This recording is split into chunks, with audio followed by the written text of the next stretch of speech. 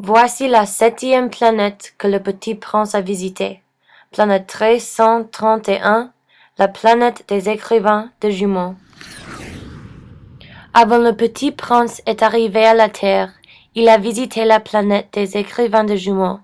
La 7e planète était plus grande que sa planète, avec beaucoup d'herbes et des arbres et des fleurs.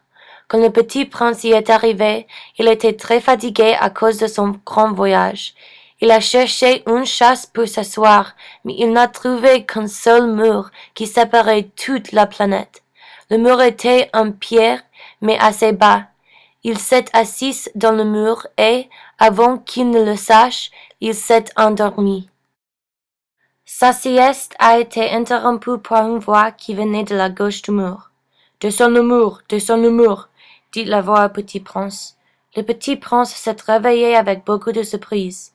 Il cherchait la voie et a trouvé un bonhomme à gauche du mur qui s'asseyait sous son arbre. Il s'est approché et, quand il était plus proche, il a observé que l'arbre produisait du papier. « Qu'est-ce que c'est ?» demanda le Petit Prince. « C'est un arbre, » dit le bonhomme. « Il produit du papier pour moi. »« Que fais-tu avec le papier ?»« Je suis un écrivain, mais je n'ai rien avec lequel écrire. J'ai besoin d'un stylo. » L'écrivain semblait triste. « Je n'ai pas un stylo, » dit le Petit Prince, « mais pourquoi tu n'essayes pas chercher un à droite du mur ?»« Non, je ne peux pas. »« Pourquoi ?» demanda le Petit Prince. « Ce n'est pas de ma côté, » exclame l'écrivain. « J'ai un jumeau, il habite à droite du mur. J'habite à gauche du mur. C'est juste. Il a une moitié de la planète et j'ai une moitié de la planète. Il n'y a pas une raison de disputer ou combattre ou discuter. C'est juste. » Le Petit Prince n'a pas compris l'écrivain. « Mais si tu as besoin de quelque chose que son jumeau a, pourquoi tu ne le partagerais pas ?»« Non, non, ça ce n'est pas juste. » L'écrivain secoua la tête avec frustration.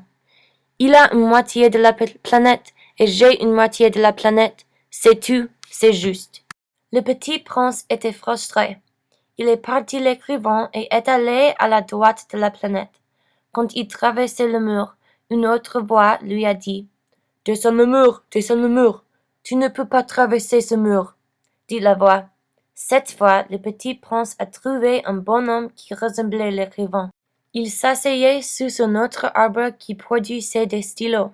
« Es-tu l'autre jumeau ?» demanda le Petit Prince, le frère de l'écrivain à gauche du mur. « Oui, c'est moi, » dit le jumeau.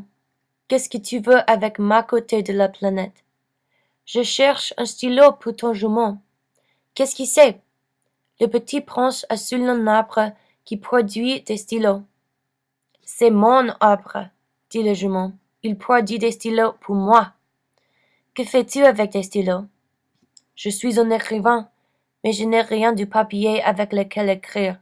Si j'avais du papier, je pourrais écrire. » L'écrivain semblait triste. « Ton jumeau a un arbre qui produit du papier.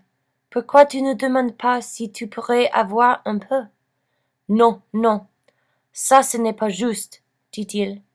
« Mais si tu as besoin de quelque chose que ton jumeau a, et il a besoin de quelque chose que tu as, pourquoi vous ne partagez pas ? » « Non, non, ça ce n'est pas juste. »« Mais si vous partagez, » dit le Petit Prince, « vous auriez tout de votre planète, pas seulement une moitié. » L'écrivain avait un air de colère.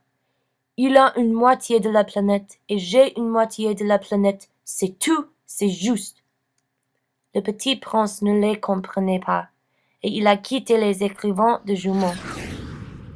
Les grands persans sont décidément bien bizarres, se dit-il simplement en lui-même durant son voyage.